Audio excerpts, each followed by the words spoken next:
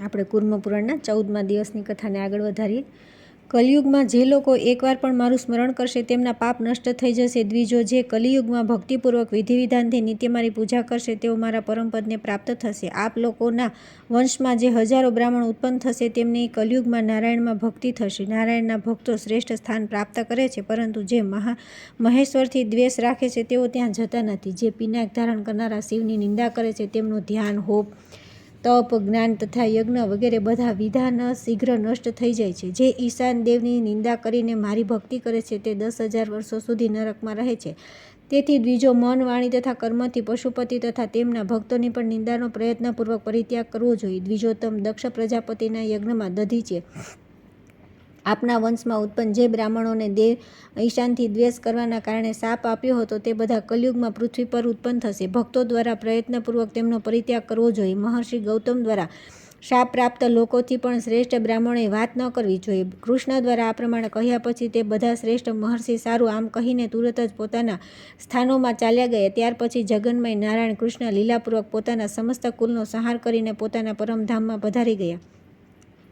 સૂતજીએ ઋષિઓને કહ્યું કે સંક્ષેપમાં આ રાજવંશ તમને બતાવવામાં આવ્યો. વિસ્તારપૂર્વક આનું વર્ણન થઈ શકતું નથી. હવે તમે બીજું શું સાંભળવા ઈચ્છો છો? જે આ વંશોના શુભ વર્ણનને વાંચે અથવા સાંભળે છે તે બધા પાપોથી મુક્ત થઈ જાય છે તથા સ્વર્ગલોકમાં આદર પ્રાપ્ત કરે છે. ત્યાર પછી આવે છે 27મો અધ્યાય. વ્યાસદેવ દ્વારા અર્જુનને સતયુગ વગેરે ચારેય યુગોના ધર્મોનો ઉપદેશક. વ્યાસ દ્વારા એક વેદ સંહિતાનું 4 પ્રકારે વિભાજન. ચારેય યુગમાં ચતુષ્પાદ ધર્મની વિભિન્ન સ્થિતિનું વર્ણન તથા કલયુગમાં ધર્મના આસનું પ્રતિપાદન. ઋષિઓએ કહ્યું કે સૂતજી, સત્ય, ત્રેતા, દ્વાપર તથા કલી આ 4 યુગ છે. હવે તેમાં આમના સ્વભાવનું સંક્ષેપમાં વર્ણન કરો. સૂતજી બોલ્યા કે નારાયણ કૃષ્ણના પોતાના પરમધામ ચાલ્યા ગયા બાદ શત્રુઓને પીડા પહોંચાડનારા પરમ ધર્માત્મા પાંડુપુત્ર પાર્થ અદ્વૈહિક ક્રિયા કરીને મહાન શોકથી આવૃત થઈ ગયા.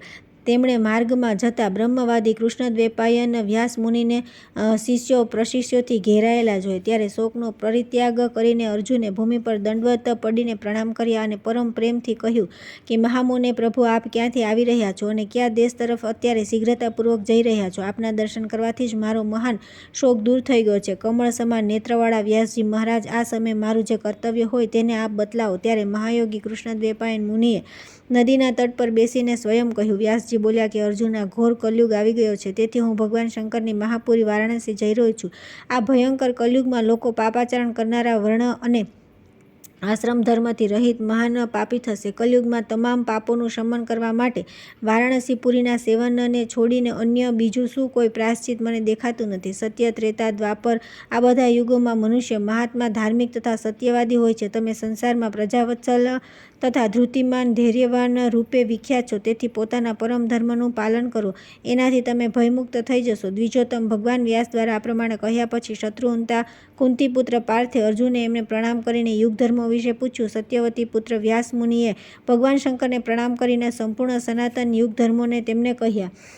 વ્યાસજી બોલ્યા કે નરેશ્વર પાર્થ, સંક્ષેપમાં તમને યુગ ધર્મ બતલાવું છું. હું વિસ્તારથી વર્ણન કરી શકતો નથી. પાર્થ, વિદ્વાનો દ્વારા પહેલો કૃતયુગ કહેવામાં આવ્યો છે. ત્યાર પછી બીજો ત્રેતાયુગ, ત્રીજો દ્વાપર તથા ચોથો કલયુગ છે. કૃતયુગમાં ધ્યાન, ત્રેતામાં જ્ઞાન, દ્વાપરમાં યજ્ઞ તથા કલયુગમાં એકમાત્ર દાન શ્રેષ્ઠ સાધન કહ્યું છે. કૃતયુગમાં બ્રહ્મા દેવતા હોય છે. ત્રેતામાં ભગવાન સૂર્ય, દ્વાપરમાં દેવતા વિષ્ણુ અને કલયુગમાં મહેશ્વર રુદ્ર જ મુખ્ય દેવતા છે. બ્રહ્મા, વિષ્ણુ તથા સૂર્ય આ બધા કલયુગમાં પૂજાય છે, પરંતુ પિનાકધારી ભગવાન રુદ્ર ચારેય યુગમાં પૂજાય છે. સર્વપ્રથમ કૃતયુગમાં સનાતન ધર્મ 4 ચરણોવાળો હતો. ત્રેતામાં 3 ચરણોવાળો તથા દ્વાપરમાં 2 ચરણ પર સ્થિત થયો, પરંતુ કલયુગમાં 3 ચરણથી રહિત થઈને માત્ર સતમાત્રથી સ્થિર રહે છે. કૃતયુગમાં સ્ત્રી પુરુષના સંયોગથી ઉત્પત્તિ થતી હતી અને લોકોનો નિર્વાહ સાક્ષાત આનંદ રસથી પ્રફુલ્લ રહેતો હતો.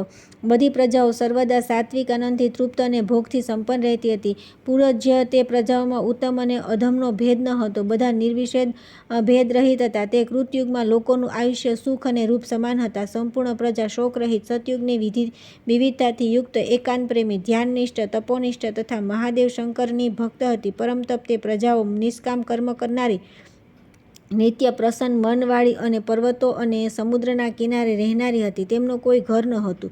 ત્યારબાદ કાળના પ્રભાવથી ત્રેતાયુગમાં સતયુગનો આનંદોલ્લાસ નષ્ટ થઈ જાય છે. કૃતયુગની તે સિદ્ધિનો લોપ થવાથી અન્ય સિદ્ધિ શરૂ થાય છે. મેઘમાં જળની કમી થવાથી મેઘ અને વિદ્યુતથી વૃષ્ટિ ઉત્પન્ન થઈ. પૃથ્વી પર એકવાર જ તે વૃષ્ટિનો સંયોગ થવાથી તે પ્રજાઓના માટે ઘરરૂપે વૃક્ષોનો આશ્રય શરૂ થયો. તે વૃક્ષોથી જ તેમના બધા કાર્યો સંપન્ન થવા લાગ્યા. ત્રેતાયુગના પ્રારંભમાં તે સમસ્ત પ્રજા તેમનાથી જ પોતાનો નિર્વાહ કરતી હતી. ત્યારબાદ ઘણો સમય વ્યતીત થયા પછી તે પ્રજાઓના જ વિપ્રયની તેમનામાં અચાનક જ રાગ અને લોભનો ભાવ ઉત્પન્ન થયો.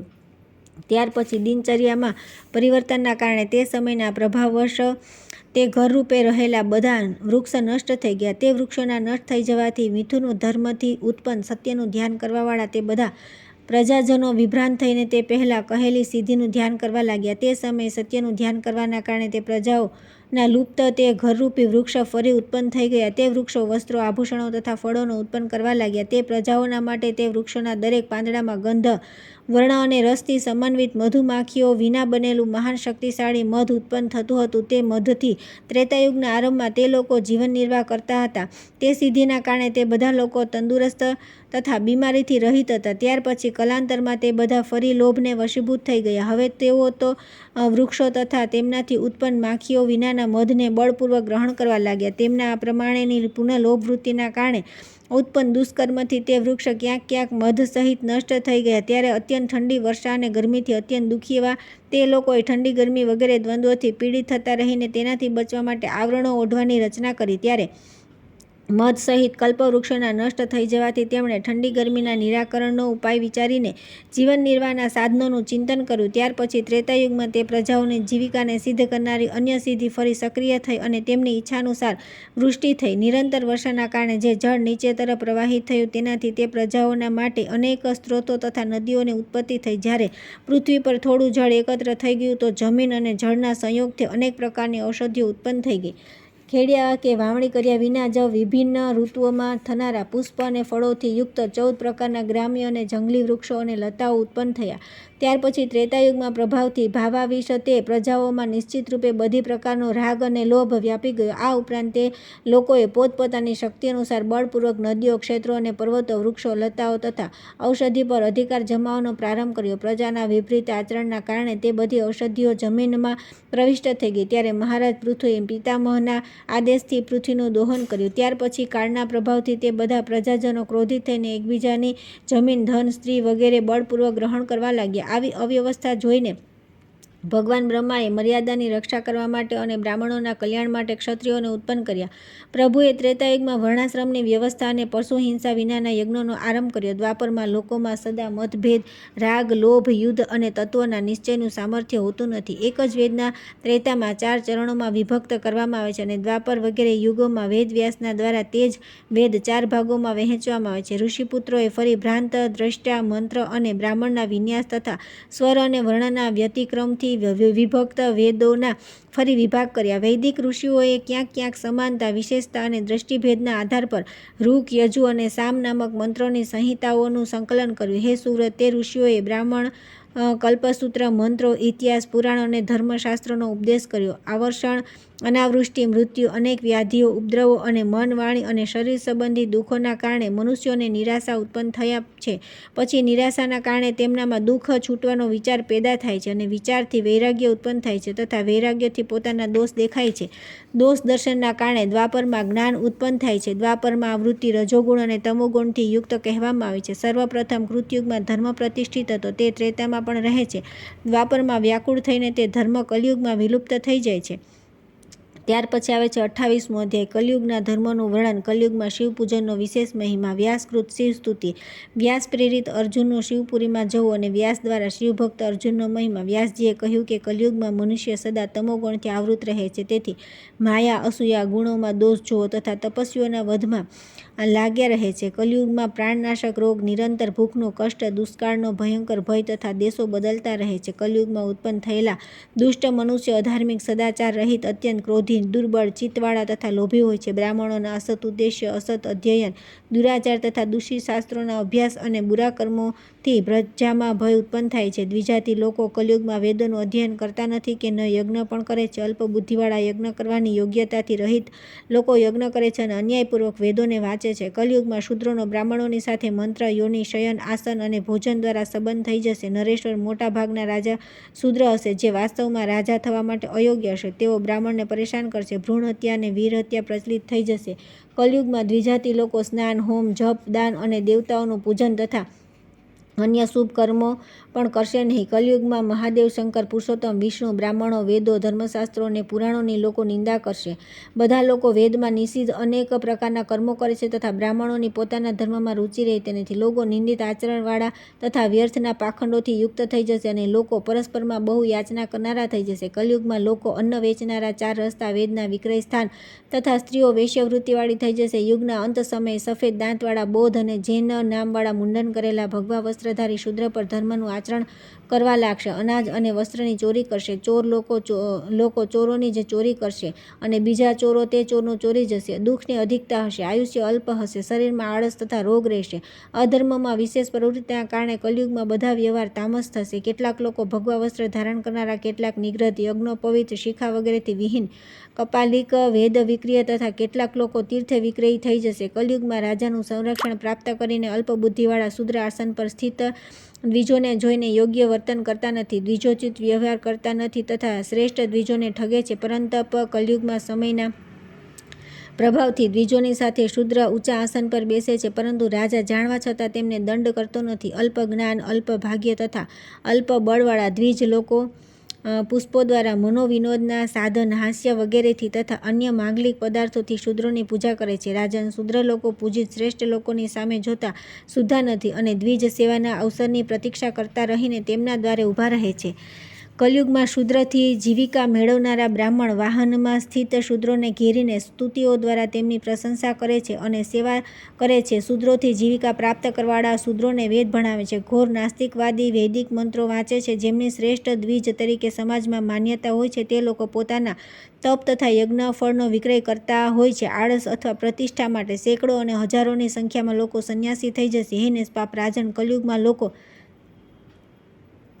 કરેલા અભ્યાસને ભૂલી જાય છે, અધ્યયનના ફળ માટે ઉત્સુક રહેતા નથી, લૌકિક ગીતોથી દેવતાઓની સ્તુતિ કરે છે. કલયુગમાં બ્રાહ્મણ તથા ક્ષત્રિય વામમાર્ગી, પાશુપાતીચારી તથા પંચરાત્રિક થઈ જશે. જ્ઞાન અને કર્મનો લોપ થઈ જવાથી અને લોકો નિષ્ક્રિય થઈ જવાથી કીડા, ઉંદર તથા સર્પ વગેરેને કષ્ટ પહોંચાડશે. પ્રાચીન કાળમાં દક્ષ પ્રજાપતિના યજ્ઞમાં દધીચીના શાપથી દગ્ધ થયેલા દ્વિજ બ્રાહ્મણોના કુળમાં ઉત્પન્ન થશે.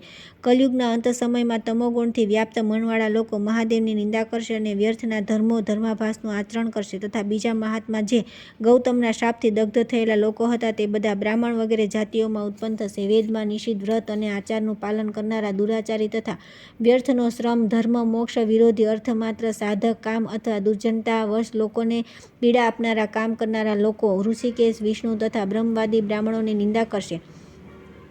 તમોગુણથી વ્યાપ્ત મનવાળા તથા દેખાવ માટે ધર્મનું આચરણ કરનારા અધમ લોકો અને પ્રલોભનો દેખાડીને લોકોને મોહિત કરશે. કલયુગમાં લોકોના ઈશ્વર દેવતાઓના પણ દેવ શ્રેષ્ઠ મહાદેવ, રુદ્ર મનુષ્યોની દ્રષ્ટિમાં દેવ રહેશે નહીં, પરંતુ ભક્તોના કલ્યાણની કામનાથી તથા સ્રોત અને સ્માર્ત ધર્મની પ્રતિષ્ઠાના માટે નીલલોહિત શંકર અનેક અવતાર લેશે. તેઓ સમસ્ત વેદાંતમાં સારરૂપ તે બ્રહ્મજ્ઞાનને અને વેદમાં બતાવેલા ધર્મોનું શિક્ષણ શિષ્યોને આપશે. જે બ્રાહ્મણ જે કોઈ પણ ઉપાયથી તે શંકરની સેવા કરશે તેઓ કલીના દોષોથી જીતીને પરમપદને પ્રાપ્ત થશે.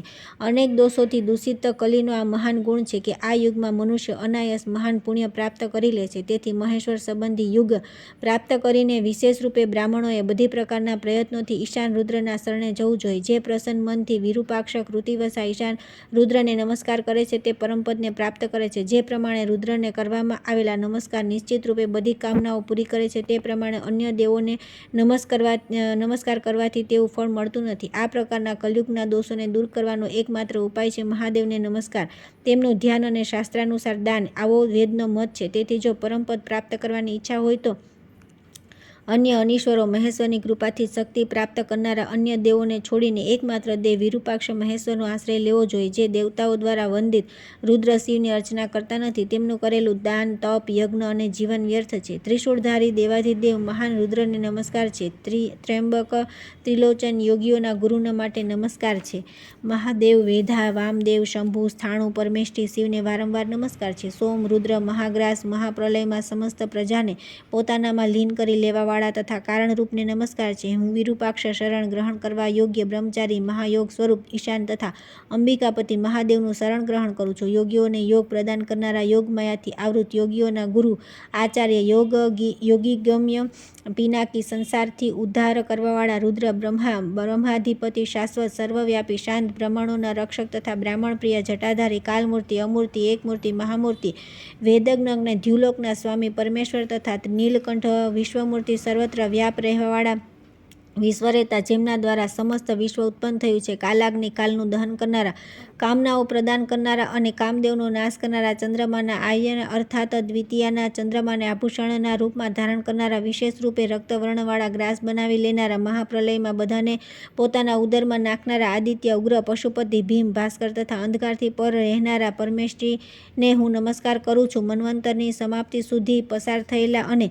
ભવિષ્યમાં આવનારા યુગોનું સંક્ષેપમાં આ લક્ષણ બતાવવામાં આવ્યું છે. નિઃસંદેહ એક મન્વંતરના કથનથી બધા મન્વંતરો તથા એક કલ્પના કથનથી અન્ય કલ્પોનું પણ કથન થઈ ગયું. પસાર થયેલા તથા આવનારા બધા મન્વંતરોમાં સમાન નામ અને રૂપવાળા બધા અધિષ્ઠાતા દેવતા, સપ્તર્ષિ તથા ઇન્દ્ર વગેરે થાય છે. ભગવાનના આ પ્રમાણે કહેવાથી શ્વેતાવાહન કિરીટધારી અર્જુને ઈશાન ભગવાન શંકરમાં નિશ્ચલ પરમ ભક્તિ ધારણ કરી. તેમણે તે સર્વજ્ઞ, સર્વ કંઈ કરનારા સાક્ષાત વિષ્ણુ રૂપે સ્થિત પ્રભુ કૃષ્ણદ્વૈપાયન ઋષિને નમસ્કાર કર્યા. શત્રુના નગરને જીતનારા તથા વિનીત તે પાર્થ અર્જુનનો વ્યાસ મુનિએ પોતાના બંને સુંદર શુભ હાથોથી સ્પર્શ કરીને પુનઃ કહ્યું. શત્રુના નગરને જીતનારા અર્જુન, ત્રણે લોકમાં શંકરનો ભક્ત તમારા જેવો બીજો કોઈ નથી. તમે ધન્ય છો, અનુગ્રહિત, ભગવાન શંકરના અનુગ્રહને પાત્ર છો. તમે બધી બાજુ નેત્ર અને મુખવાળા સમસ્ત સંસારના ગુરુ, સર્વેશ્વર રુદ્ર દેવતાના પ્રત્યક્ષ દર્શન કર્યા છે. ઈશ્વર સંબંધી દિવ્ય જ્ઞાન અને તમને યથાર્થ રીતે વિદિત છે. સ્વયં સનાતન ઋષિકેશ પ્રેમપૂર્વક તમને બધું કહ્યું હતું. શીઘ્ર પોતાના સ્થાન પર જાઓ, તમે શોક કરવા યોગ્ય નથી. શરણાગત વત્સલ શિવની પરાભક્તિનું શરણ લો. આ પ્રમાણે કહીને તે ભગવાન પ્રભુ અર્જુન પર કૃપા કરીને શંકરની આરાધના કરવા માટે શંકરની પુરીમાં ગયા. પાંડુપુત્ર અર્જુન પણ તેમના કહેવાથી શિવના શરણમાં ગયા અને સર્વ કર્મોનો પરિત્યાગ કરીને તેમની ભક્તિમાં જ લીન થઈ ગયા. સત્યવતીના પુત્ર વ્યાસ યા દેવકીના પુત્ર કૃષ્ણ સિવાય અન્ય કોઈ પણ અર્જુન જેવી શંકરની ભક્તિ કરનાર ન થયો ન થશે. તે સત્ય સ્વરૂપ શ્રીમાન પરાશરના પુત્ર અમિત તેજસ્વી ભગવાન વ્યાસમુનિ નિત્ય નમસ્કાર છે. કૃષ્ણ દ્વૈપાયન સાક્ષાત સનાતન વિષ્ણુ જ છે. એમના સિવાય તે પરમેશ્વર રુદ્રને યથાર્થ રીતે બીજું કોણ જાણે છે? આ સત્યવતી નંદન પરાશર પુત્ર મહાત્મા યોગી અવ્યય વિષ્ણુ સ્વરૂપ કૃષ્ણ દ્વૈપાયન ઋષિને તમે બધા નમસ્કાર કરો. આ પ્રમાણે કહ્યા બાદ મુનિઓએ એકાગ્રચિત્તે સત્યવતીના પુત્ર મહાત્મા વ્યાસને નમસ્કાર કર્યા. ત્યાર પછી આવે છે અધ્યાય 29મો. વ્યાસજીનું વારાણસી ગમન. વ્યાસને જૈમિની વગેરે ઋષિઓનો ધર્મ સંબંધી પ્રશ્ન. વ્યાસે તેમને શિવ પાર્વતીનો સંવાદ કહેવો. અવિમુક્ત ક્ષેત્ર. વારાણસીનું મહાત્મય. વારાણસી સેવનનું વિશેષ ફળ. ઋષિઓએ કહ્યું કે સૂતજી, મહાબુદ્ધિમાન કૃષ્ણ દ્વૈપાયન વ્યાસ મુનિએ દિવ્ય વારાણસીપુરીમાં જઈને શું કર્યું? આ વિષયને સાંભળવા માટે અમારી બહુ ઈચ્છા છે. સૂતજી બોલ્યા કે દિવ્ય વારાણસીમાં જઈને મહામુનિએ ગંગામાં આચમન કરી સ્નાન કરીને વિશ્વેશ્વર દેવ શિવનું પૂજન કર્યું. તે મુનિ વ્યાસજીને આવેલા જાણીને ત્યાં નિવાસ કરવાવાળા મુનિઓએ મુનિશ્રેષ્ઠ વ્યાસની પૂજા કરી. તે બધાએ મહાદેવના અપરાધથી થયેલા પાપોનો નાશ કરનારી પુણ્યદાયીની કથા તથા સનાતન મોક્ષ ધર્મો વિશે વિનયપૂર્વક પૂછ્યું. સર્વજ્ઞ તે ભગવાન ઋષિએ પણ દેવાધિદેવ શિવનું મહાત્મય તથા વેદમાં નિરૂપિત ધર્મનું વર્ણન કર્યું. તે મુનિઓની મધ્યમાં વ્યાસ શિષ્ય મહામુનિ જૈમિનીએ વ્યાસજીને સનાતન ગૂઢ અર્થ પૂછ્યો. જૈમિનીએ કહ્યું કે ભગવાન, એક સંશયને આપ યથાર્થ રૂપે દૂર કરો, કેમ કે આપ પરમ ઋષિને કંઈ પણ અવિદિત નથી. કેટલાક લોકો ધ્યાનની પ્રશંસા કરે છે, કેટલાક બીજા ધર્મની પ્રશંસા કરે છે, બીજા લોકો સાંખ્ય તથા યોગને, કેટલાક મહર્ષિ તપને, કોઈ બ્રહ્મચર્યની અને બીજા કેટલાક મહર્ષિ મૌન ધારણને, કેટલાક અહિંસા અને સત્યને તથા કેટલાક વિદ્વાન સંન્યાસને શ્રેષ્ઠ બતાવે છે. કેટલાક લોકો દયાની પ્રશંસા કરે છે તો કેટલાક દાન તથા અધ્યયની. આ જ પ્રમાણે કેટલાક તીર્થયાત્રાને તથા કેટલાક ઇન્દ્રિય નિગ્રહને મહત્વ આપે છે. મુનિ શ્રેષ્ઠ આમનામાંથી ક્યુ સર્વશ્રેષ્ઠ છે એ બતલાવો, અથવા અન્ય પણ કોઈ ગુહ્ય સાધન હોય તો તે આપ બતલાવો. જૈમિનીની વાત સાંભળીને તે કૃષ્ણદ્વૈપાયન મુનિ વૃષભધ્વજને પ્રણામ કરીને ગંભીર વાણીમાં બોલ્યા. ભગવાન વ્યાસે કહ્યું કે મહાભાગ્યશાળી મુનિ, તમે ધન્ય છો. તમે જે પૂછ્યું ગુહ્યતમથી પણ ગુહ્યને કહું છું. બીજા બધા મહર્ષિ પણ સાંભળે. અજ્ઞાની લોકો જેનો દ્વેષ કરે છે અને સૂક્ષ્મદર્શી જેનું સેવન કરે છે તે ગૂઢ સનાતન જ્ઞાન પ્રાચીન કાળમાં ઈશ્વર દ્વારા કહેવામાં આવ્યું છે. જે શ્રદ્ધા રહિત હોય, ભગવાન શંકરનો ભક્ત ન હોય અને વેદોનો દ્વેષ કરતો હોય એવી વ્યક્તિને બધા જ્ઞાનોમાં ઉત્તમ શુભ જ્ઞાન આપવું નહીં. પ્રાચીન કાળમાં મેરુ શિખર પર ભગવાન શંકરની સાથે એક જ આસન પર સ્થિત દેવી પાર્વતીએ ત્રિપુરારી દેવ ઈશાન મહાદેવનું પૂછ્યું. દેવીએ કહ્યું કે દેવાધિદેવ મહાદેવ, આપ ભક્તોના દુઃખ દૂર કરનારા છો. મનુષ્ય કઈ રીતે શીઘ્ર આપના દર્શન કરી શકે? કમારી શંકર સંસારમાં સાંખ્યયોગ, ધ્યાન, વૈદિક કર્મયોગ અને અન્ય પણ અનેક પરિશ્રમ સાધ્ય બતલાવવામાં આવ્યા છે. તેમનામાં જે બ્રહ્મા વગેરે દ્વારા સેવિત ઉપાય અત્યંત ગુહ્ય તથા ગૂઢ જ્ઞાન હોય તે આપ અમને બધા ભક્તોના કલ્યાણ માટે બતલાવો, જેથી ભ્રાંતચિત્તવાળા અને કર્મયોગી મનુષ્યોને સમસ્ત દેહધારીઓને સૂક્ષ્મ ભગવાનના દર્શન થઈ શકે. ઈશ્વર બોલ્યા કે પરમ ઋષિઓએ વિજ્ઞાનને કહ્યું છે કે અજ્ઞાનીઓએ જે જ્ઞાનનો વિરોધ કર્યો છે અને જે અકથનીય છે તે હું તત્વત તમને કહું છું. આગળની કથા આપણે આવતીકાલે કરીશું.